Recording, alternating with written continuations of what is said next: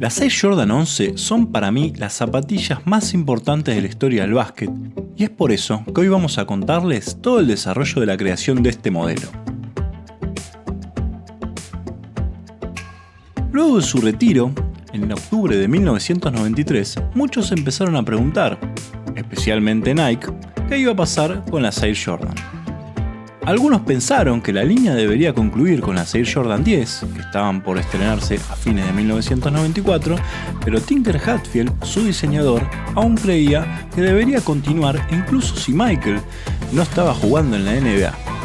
La realidad es que las Air Jordan ya habían trascendido el deporte en sí y se habían transformado en un fenómeno cultural. Fue así que en agosto de 1994, Hatfield siguió su instinto y comenzó a trabajar en lo que sería el desarrollo de las Air Jordan 11.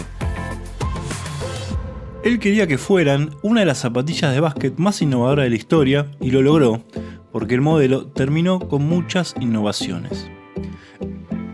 Estos primeros prototipos incluían el uso de una placa de fibra de carbono que iba en la suela para darle rigidez y hacer el calzado más liviano, algo que él había sacado de los botines de fútbol americano. El brillo icónico que tenía la Air Jordan 11 surgió de una solicitud específica de Michael. Él siempre había estado preguntando acerca de que si podríamos alguna vez hacer una zapatilla de básquet brillante.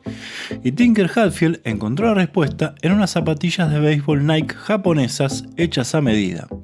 Estas tenían toda una estructura de charol que notó que servían como una forma de soporte gracias a su gran rigidez. Si bien Tinker quería que la parte superior fuera como un calcetín, elástico sin cordones, finalmente terminó utilizando nylon balístico, que es el mismo material que usan en las mochilas para acampar, ya que es un material muy resistente y liviano. La parte superior también presentaba un sistema de atado rápido o speed lacing, único en su tipo, con el uso de ojales de nylon. Esto era idea de Jordan, ya que los primeros prototipos, como muestra en la foto, presentaban una lengüeta asimétrica que él no quería porque sentía que podría ser difícil para los usuarios calzar la zapatilla. Una vez que estaba diseñado el calzado, llegó el momento de darle el color. Tinker eligió que fueran blancas y negras. Blancas era la parte superior del nylon balístico y negra era la parte del charol. Para la base usó el color transparente que ya venía usando de la Air Jordan 5 y le dio un toque púrpura que le hacían especiales. Este color púrpura fue llamado Concord. Lifestyle basketball shoe where you can still play the game with that shoe, but then at the end of the day you can wear it, with the tuxedo. We sourced this really high quality patent leather a few months later, pull it out of the bag in a hotel room, show it to him. It's basically holy shit, that's amazing. Several months later he unretires. I said, don't wear them in a game because they're not ready to go to market or anything. Today, he will sport a brand new pair of shoes. They are black patent leather. They are very stylish.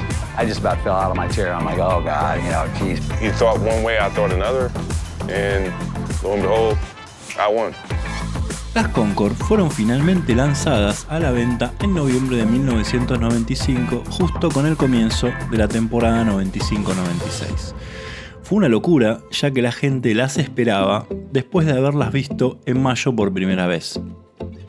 Ya en 1996 le siguieron las Columbia, usadas en el All-Star de San Antonio de 1996, y las Bred, usadas para lo que fueran todos los playoffs.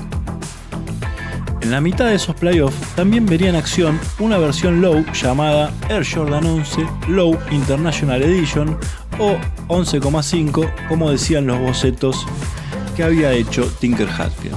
Este calzado los usaría brevemente versus New York Knicks y Orlando en algunos partidos.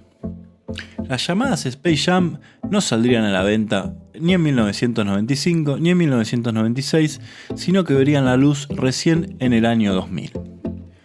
Para finales de 2001, en su segunda vuelta a la NBA con los Washington Wizards, Michael se calzaría un color nuevo, llamados Cool Grey.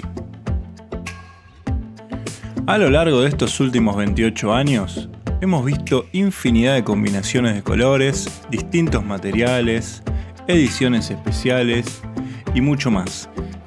Y para celebrar el 25 aniversario de este modelo, allá por diciembre del 2020, Nike y Jordan desarrollaron las Air Jordan 11 Adapt, con el sistema de cordones automáticos desarrollado por Nike y por Tinker Hatfield, que se introdujeran por primera vez en el año 2015 para la reedición conmemorativa de las Nike Mag, zapatillas emblemáticas de Volver al Futuro 2, que fueron un antes y un después en muchas innovaciones de Nike a lo largo de la historia.